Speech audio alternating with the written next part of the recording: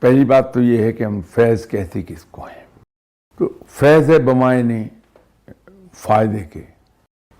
ہم اسکول میں پڑھتے ہیں، کالج میں پڑھتے ہیں، یونیورسٹی میں جاتے ہیں، تو وہاں مختلف اساتذہ سے ہم علم حاصل کرتے ہیں، تو وہ بھی فیض ہے.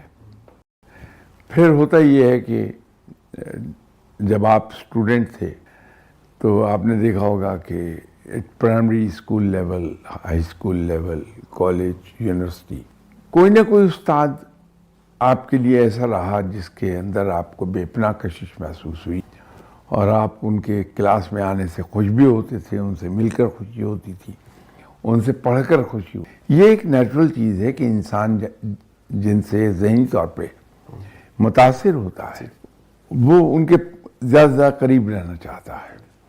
تو یہ چیز صرف دینی علم اور کی انسٹیٹیوشنز میں پڑھانے والے اساتذہ تک محدود نہیں ہے، یہ بلکہ وہاں بھی ہوتی ہے جہاں ہم دنیاوی تعلیم حاصل کر رہے ہوتے ہیں.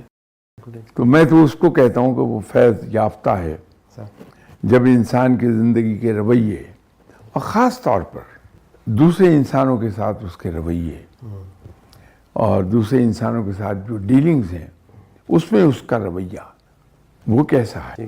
کیونکہ ہر قدم پر آپ کا ایک ٹیسٹ آ رہا ہوگا، اور وہ ٹیسٹ یہ ہے کہ آپ دوسروں کے لیے کیا کچھ کر سکتے ہیں، دوسروں کے لیے کتنی قربانی کر سکتے ہیں، دوسروں کو کمفرٹ دینے کے لیے آپ خود کتنی تکلیف اٹھانے پر آمادہ ہیں.